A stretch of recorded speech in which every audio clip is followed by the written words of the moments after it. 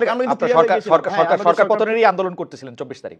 জি জি 24 তারিখে আমরা সরকার পতন আন্দোলনে ছিলাম মেন্টালি। এই সময় রাজনৈতিক দলগুলো একটা হালুয়া রুটির ভাগে ছিল সরকারের সাথে। না না আমি সেটা স্পষ্ট না, তবে আমাদের কাছে যে তথ্য ছিল আমি সেটা আপনাকে উপস্থাপন করার চেষ্টা করেছি খুবই শর্টলি। জনাব মজুমদার, আমার 2-3টা প্রশ্ন আছে, আপনি যদি এক এক করে আপনার বক্তব্য থেকে আপনি বলেন যে আপনি জুলাই আগস্ট আন্দোলনের কথা বলছিলেন যে বড় বড় রাজনৈতিক দলগুলো আপনাদেরকে মাঠে থাকার কথা বলে তারা বাইরে ছিল, সেই ক্ষেত্রে আমরা কি ধরে নিব যে রাজনৈতিক দলগুলোর সমর্থন আপনারা পান নাই?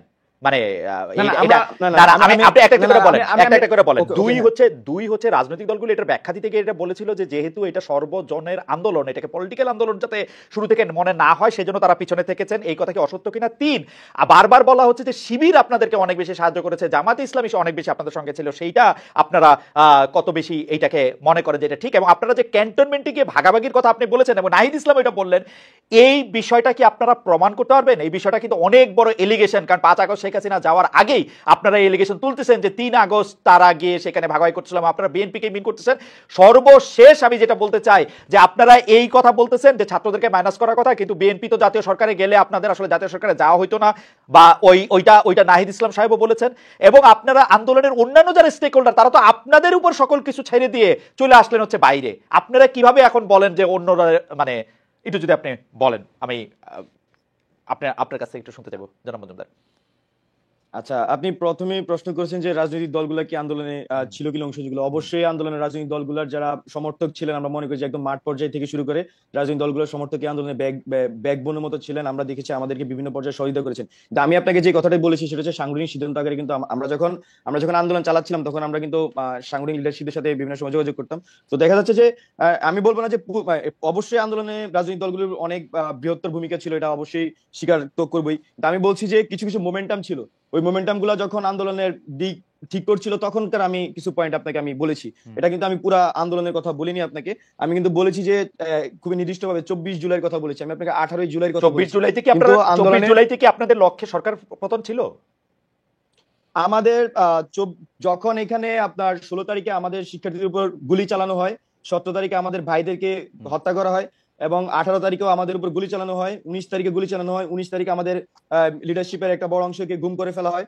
তো তার পরবর্তীতে আমাদের কাছে কিন্তু বিষয়টা ক্লিয়ার হয়ে গেছিল, এবং 19 তারিখে গুম হওয়ার যে প্রেক্ষাপটটা ছিল যে তৎকালীন যে ফ্যাসিস্ট গভর্নমেন্টের আপনার আইনমন্ত্রী ছিলেন, উনি তো আহ্বান করেছিলেন যে ছাত্রের সাথে বৈঠকের, কিন্তু আমরা কিন্তু তখন খুব স্পষ্টভাবে জানিয়েছিলাম যে গুলির সাথে সংলাপ নয়। সেই প্রেক্ষিতে দেখা যাচ্ছে যে আমাদের লিডারশিপের একটা অংশকে কিন্তু তখন গুম করে ফেলা হয়, এবং আমরা কিন্তু তখন আমাদের কাছে বিষয়গুলো ক্লিয়ার হয়ে যায়। জি, সরকার পতনেরই আন্দোলন করতেছিলেন 24 তারিখ।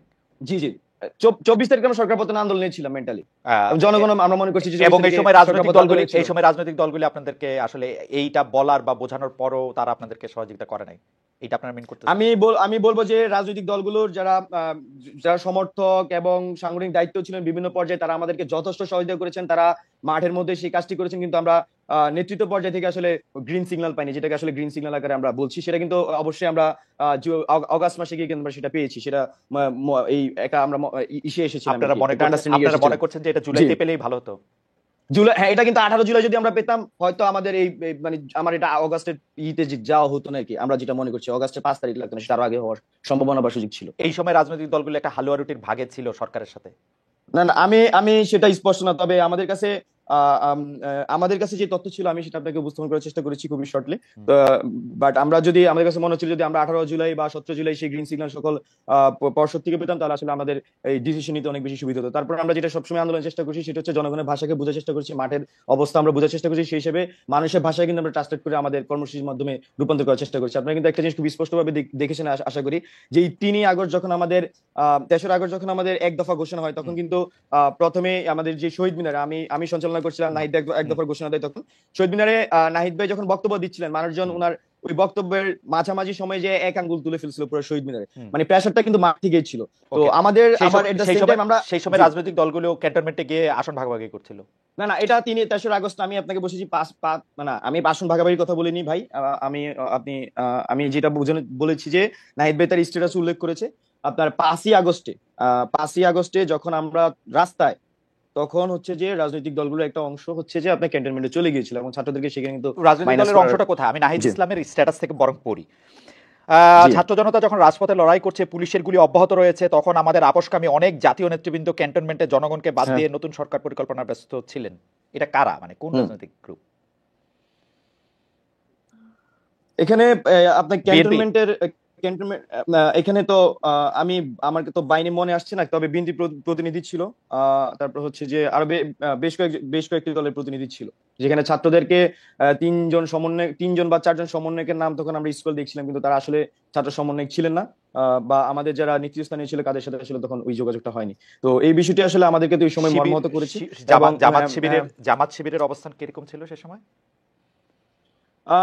এখানে আন্দোলনের সময় আমাদের রাজনৈতিক ছাত্র সংগঠনগুলো হচ্ছে রাজনৈতিক যে ছাত্র সংগঠনগুলো, বিশেষ করে ছাত্রদল, ছাত্র শিবির বা বামপন্থী ছাত্র সংঘগুলো, তারা আমরা মনে করছি যে ভ্যানগার্ডের মতো এই আন্দোলনের ভূমিকা পালন করেছে। এবং আপনারা যারা আমাদেরকে সামনে দেখেছেন, তারা আমরা নিউক্লিয়াসের মতো আন্দোলনে কাজ করার চেষ্টা করেছি।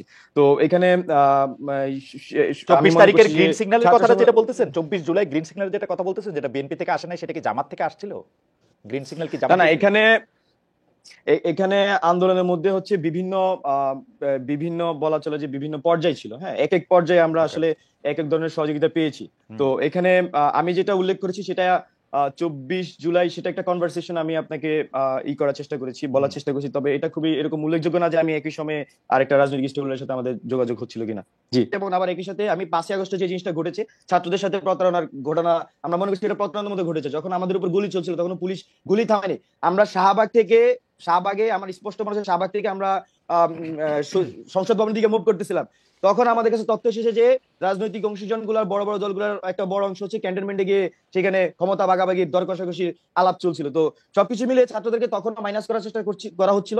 এখনো কিন্তু ছাত্রদেরকে কিন্তু আমরা মনে করছি যে বিভিন্নভাবে অসহযোগিতার মধ্যে দিয়ে বিভিন্ন জন, আমরা সবার কথা বলবো না, বাট একটা বড় অংশ কিন্তু ছাত্রদের বিরুদ্ধে এই ষড়যন্ত্র করে যাচ্ছে। জি, জনাব নাহিদ মজুমদার, ভাই মূলত জনাব তার মজুমদার, আচ্ছা। নাহিদ ভাই মূলত ব্যাকগ্রাউন্ড টেনে, জি আমি একটু শেষ করি। নাহিদ হুম। ভাই মূলত ওনার ব্যাকগ্রাউন্ড টেনে, আন্দোলনের ব্যাকগ্রাউন্ডে খুব শর্ট আকারে ভাই টেনেছে। টেনে মূলত তার এই রাজনৈতিক যে বাস্তবতা বা বাংলাদেশের যে বাস্তবতা, সেটা জনগণের সামনে নাহিদ ভাই কিছুটা উপস্থাপন করার চেষ্টা